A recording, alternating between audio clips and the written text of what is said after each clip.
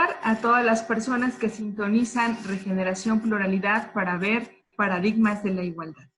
Bueno, este día, como es costumbre, al inicio de cada entrevista, reflexionamos sobre algunos datos de la igualdad o algunas breves de la igualdad, como la hemos llamado. Y bueno, en esta ocasión vamos a compartir, a seguir compartiendo datos y reflexiones acerca de cómo las mujeres en Oaxaca tienen una fuerte raíz indígena o se autoadscriben indígenas.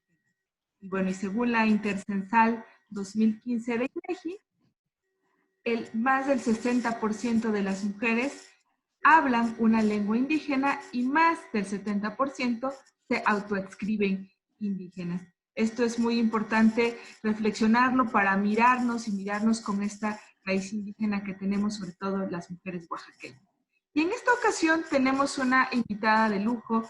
Ella es una historiadora feminista, la doctora Fabiola Bailón Vázquez, a quien le doy la más cordial bienvenida a este estudio virtual de Paradigmas de la Igualdad. Ella es doctora en Historia por el Colegio de México, ha escrito sobre mujeres, prostitución, mujeres en el servicio doméstico y la prostitución en el Oaxaca porfiriana.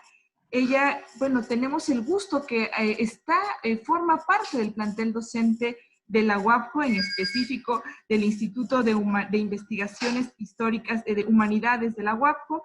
Y bueno, ella es maestra de Humanidades de nuestra universidad, es investigadora del Sistema Nacional y es maestra perfil PRODEP. Bienvenida, doctora Fabiola, a este estudio. Y sobre todo una mujer que ha publicado y ha investigado cosas muy interesantes acerca de las mujeres en Oaxaca y, bueno, y otras investigaciones que ella ha realizado. Un gusto saludarla, ¿nos escucha? Hola, buenos días. Un gusto saludarlos también. Bueno, quisiéramos conocer a la doctora Fabiola Bailón, sobre todo, hacerle una pregunta. ¿Cómo la doctora se acercó o tuvo este encuentro con el feminismo en su vida formativa, estudiantil, incluso puede ser en su vida personal? ¿Cómo fue el encuentro de la hoy doctora Fabiola Bailón con el feminismo? Fue efectivamente en mi época de estudiante y de manera completamente académica, tomando las materias que en ese momento se impartían en la Facultad de Filosofía y Letras de la UNAM. Ahí realicé la maestría en historia y tenía una maestra que daba historia de las mujeres y perspectiva de género, que era Carmen Ramos Escandón, y ella empezó a dejar lecturas que después utilicé y fueron muy importantes para mi formación como feminista, ¿no? Autores importantes, autoras importantes como Kate Millett, como Simone de Beauvoir, como Celia Morós, Gayle Rubin. Entonces, el camino fue en realidad primero académico, ¿no? Más que vivencial o más que práctico. Fue a partir de estas lecturas que me acerqué al feminismo y fue posteriormente que empecé a integrar ese conocimiento a lo que sería mi tesis de maestría, que fue la primera investigación que hice sobre historia de las mujeres en la Ciudad de México y en el tema al cual me dediqué 15 años, que es la historia de la prostitución, ¿no? Y bueno, y justo hay un libro que usted publica que tiene que ver con, bueno, con una parte de la historia de la prostitución, pero en el contexto oaxaqueño. Quizás hay una parte ahí que, bueno, primero recomendarnos también el libro, que creo que sería importante leer y leer a mujeres oaxaqueñas, sus investigaciones, y algo que nos pueda compartir que vamos a encontrar en este libro. El libro es mi tesis de doctorado, que se convirtió justamente en un texto publicable. Es la segunda investigación que después de la tesis de maestría y del el inicio, digamos, de los estudios de historia de las mujeres, hice este segundo estudio específicamente sobre Oaxaca, porque la tesis de maestría había sido sobre la Ciudad de México.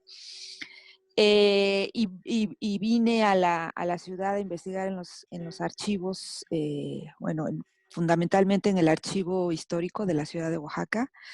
Es una tesis que habla sobre dos grupos de mujeres, en realidad, que son las mujeres en el servicio doméstico y las mujeres en la prostitución durante lo que nosotros llamamos el periodo del Porfiriato, que es finales del siglo XIX, principios del siglo XX.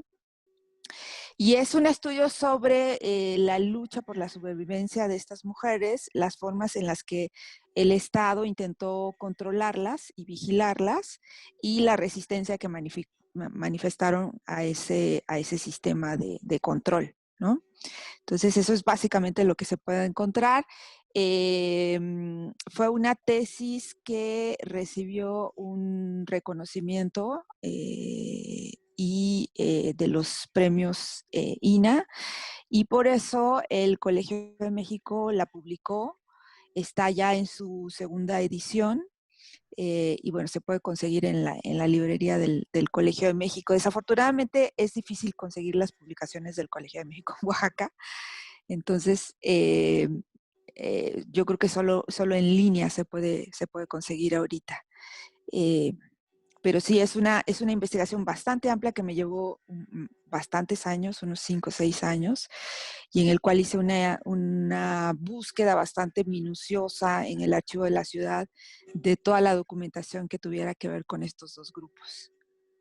Y, por ejemplo, ahora visto en retrospectiva, ¿no? El tema, las mujeres se han incorporado muchísimo a la vida económica, ha habido, bueno, a lo largo de este último siglo, pues un reconocimiento de derechos de las mujeres en varios campos, derechos políticos, sobre todo, que es una parte muy visible o muy mediatizada. Bueno, pero bueno, la lucha de los derechos de las mujeres va desde el derecho a la propiedad, el derecho a poderse divorciar, una conquista de derechos civiles muy importante. Y algo que usted pueda dejar en retrospectiva, que tendríamos que reflexionar como oaxaqueñas y como oaxaqueños de estos grupos de mujeres, porque las mujeres efectivamente somos diversas, tenemos distintas necesidades, enfrentamos distintos retos, depende de la situación en la que nos encontremos, que podríamos ver en retrospectiva hoy en el siglo XXI para las mujeres en Oaxaca. Sí, lo que nos muestra la historia es que, bueno, la vida de estos dos grupos no ha sido fácil, ¿no? Son grupos que están en la lucha por la sobrevivencia cotidiana. La prostitución misma es una actividad de sobrevivencia, o así la veo yo. Y me parece que aportan para entender cuáles han sido las medidas o las políticas que ha implementado el Estado frente a estos dos grupos, ¿no? Específicamente el de la prostitución es el que más me ha llamado la atención y sobre el que más tengo estudios. Después voy a publicar otro libro sobre historia de la prostitución y el enocinio en los siglos XIX y XX, y ahí lo que intento mostrar es cómo estas políticas o estas medidas implementadas por el Estado a través de un sistema que se llamó reglamentarista y que hoy en día todavía existe, incluso en Oaxaca y en varios estados del país. Fue un sistema que no ayudó a las mujeres ni las ayuda hasta el día de hoy, y que por el contrario lo que ha hecho es agravar la situación de ellas y del fenómeno en general de la prostitución al grado y a la magnitud que lo vemos hoy en día, ¿no? Entonces, hay todo un debate dentro de la prostitución de si debe reglamentarse o debe regularse o no. Y desde la perspectiva histórica, desde lo que yo observé, me parece que la regulación o la reglamentación de la prostitución no es el camino, ¿no? Si lo que queremos es disminuir, digamos, todas las consecuencias que viven las mujeres dentro de la actividad misma y lo que las lleva a ejercer la prostitución, ¿no? Claro, todos muchos temas de derechos de la salud, el tema de la subsistencia, de la supervivencia, de por qué se ven orilladas a este tema. ¿Usted cuánto tiempo tiene bueno, se encuentra ya incorporada a la Universidad Autónoma Benito Juárez de Oaxaca? porque creemos, bueno, yo he visto su aportación, el hecho de hacer algunas actividades y de motivar las investigaciones con perspectiva de género dentro de la universidad. Me gustaría que nos comparta esta llegada a la UAPJO de usted como investigadora. Llegué en el 2016, entonces tengo 4 años apenas dentro de la UAPJO. Participé en un concurso para una plaza, lo gané. eh, y bueno, estoy ahí dando clase a la licenciatura en Humanidades, que tiene 3 salidas. Una de ellas es historia y básicamente yo le doy clase a ese grupo. Y me integré, claro, con la línea que manejo y desde un principio muy interesada porque se diera una materia que no había sobre historia de las mujeres, perspectiva de género y masculinidades, que es la que vengo dando desde que entré, ¿no? al instituto. Y a la par, pues desarrollo investigaciones. Ahorita ya no estoy tanto en el tema de la prostitución, que lo trabajé durante 15 años. Entré a la universidad con un proyecto sobre mujeres policías y estoy en esa investigación, además de que estoy en cuestiones un poco más contemporáneas, ¿no? Estuve trabajando junto con el equipo, la red que formamos dentro de la universidad, que se llama Red de Igualdad de Género de la UAPJO. Estuvimos trabajando en la elaboración del protocolo, ¿no? Para casos de violencia, hostigamiento, acoso y discriminación de las mujeres, que fue recientemente aprobado, ¿no? En enero de este año apenas se publicó en la Gaceta Universitaria su aprobación y apenas empezará a ponerse en práctica, pero tiene ahí como ciertos inconvenientes que nosotros vemos de cómo se elaboró el proceso, a diferencia de cómo lo habíamos planteado dentro de la red, ¿no? Hubo ciertas variaciones y estamos como en el análisis de esas variaciones que básicamente fueron recortes que se hicieron dentro del protocolo para hacer ver a las autoridades que si no se incluyen esas partes, puede ser probable que no funcione, ¿no? Que el protocolo Claro. no funcione. Es muy importante que las universidades han dado, bueno, este paso no solamente de modificaciones a las currículas, a los planes de estudio, que eso ha sido muy importante, como bien dice, esta incorporación de esta materia dentro del propio Instituto de Humanidades, pero también han trabajado y han empezado de manera más reciente las universidades o las instituciones de educación superior a trabajar en protocolos y efectivamente nosotras podemos encontrar hoy en día en la página de la UAPJO el protocolo de prevención y bueno, atención en todos los temas de acoso que se pudieran dar dentro de las unidades académicas de la universidad. Y bueno, es muy interesante conocer a las personas que pudieron de alguna manera conocer parte del proceso, pero que también seguir aportando, porque los protocolos o las normas, pues digamos, no son inamovibles, tienen que actualizarse y que evaluarse, porque si no se pueden implementar de manera correcta, es válido, creo, regresar y hacer las reformas o las adiciones pertinentes. Que bueno, claro, en esta pandemia han cambiado un poco las circunstancias y quizás este periodo de implementación no lo podamos tener tan claro, pero bueno, me parece muy importante lo que nos acaba de compartir sobre el protocolo, que bueno, para quienes les interese, yo misma ya lo he hecho, lo he descargado en la página de la UAPJO y podamos darle una leída y bueno, hacer nuestros apuntes para que en su momento, cuando se regrese ya de manera más presencial o quizás de manera virtual, seguir haciendo nuestras aportaciones y observaciones a este protocolo. Y dentro de la universidad, con estas nuevas investigaciones de policías, ¿cuál ha sido la recepción, sobre todo de la comunidad estudiantil, a estas nuevas materias que tienen perspectiva de género? ¿Cuál es el interés de la comunidad estudiantil para quizás también incorporar este enfoque en sus líneas de investigación? ¿Cómo ha encontrado a la comunidad estudiantil en Oaxaca en estos últimos 4 años? Lo que he encontrado es que hay interés en la materia, ¿no? Obviamente muchos de ellos vienen de contextos tradicionales, con familias muy antiguas, ¿no? A la antigua forma de ser, que eran muy machistas. Y tienen, la ventaja de los jóvenes es que tienen interés por aprender y son cuestionadores, ¿no? De la realidad que viven. Entonces, ha sido una experiencia bastante grata. Porque los alumnos que he tenido, varios de ellos ya están, de hecho, haciendo tesis sobre historia de las mujeres, sobre cuestiones de mujeres o grupos diversos, ¿no? Entonces, por ahí vamos un poco alimentando e incentivando las investigaciones para que no solo ellos se queden con lo que nosotros les aportamos de conocimiento, con lecturas o con clases, sino para que ellos a la vez, y ellas sobre todo, empiecen a generar investigación, ¿no?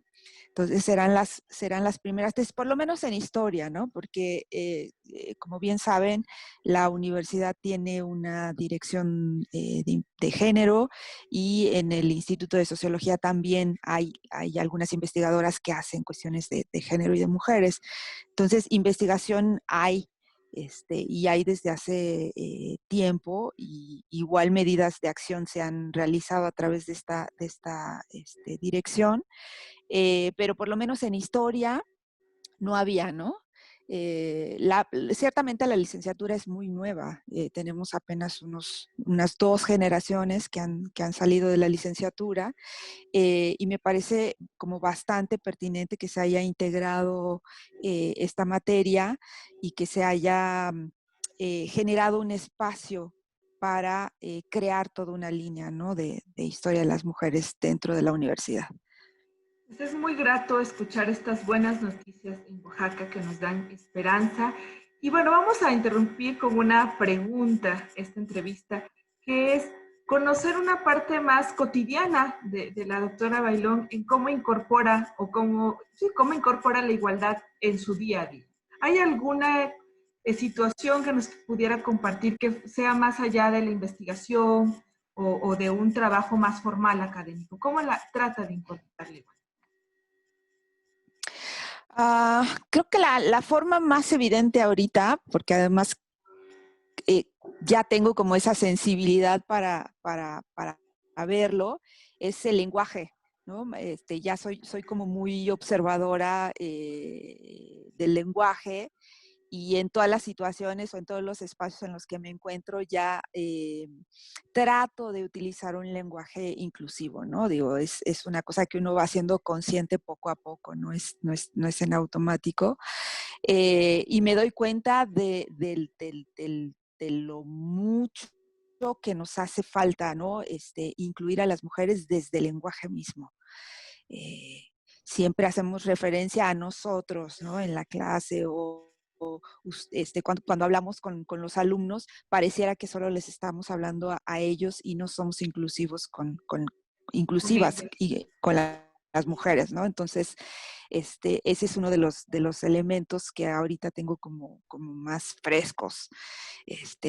Cuando voy al gimnasio, cuando voy al súper, ¿no? Y escucho a la gente hablar, inmediatamente capto ya cómo no estamos acostumbrados y acostumbradas al lenguaje inclusivo y cómo es tan necesario pues empezar a cambiar la manera incluso en la que hablamos, no solo la manera en la que actuamos, ¿no?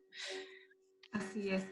¿Y alguna reflexión final que nos quiera compartir sobre, bueno, parte de estas entrevistas también nos ha hecho reflexionar sobre cómo se construye o qué temas tiene hoy la agenda pública, tanto local como nacional de género? ¿Alguna reflexión que nos quisiera dejar sobre esta vida académica que usted tiene, que ha sido, bueno, tan productiva, que tenemos ahí algunos temas que pudiéramos leer de usted, bajar de la página del Colmex, pero que alguna reflexión decir, esto desde la academia pudiese retroalimentar la agenda pública local?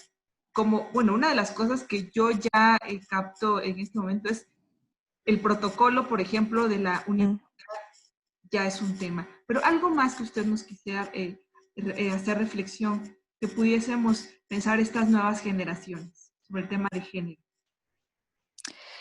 Creo que desde la academia la aportación más importante ha sido pues empezar a incentivar una perspectiva crítica en las alumnas, ¿no?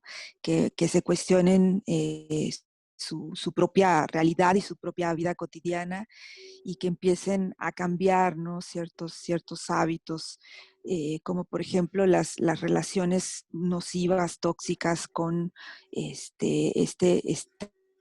esta forma, ¿no? de amor muy contemporánea que es el amor romántico y que tiene consecuencias puede llegar a tener consecuencias muy graves en la vida de muchas de ellas, como llegar a la violencia, ¿no?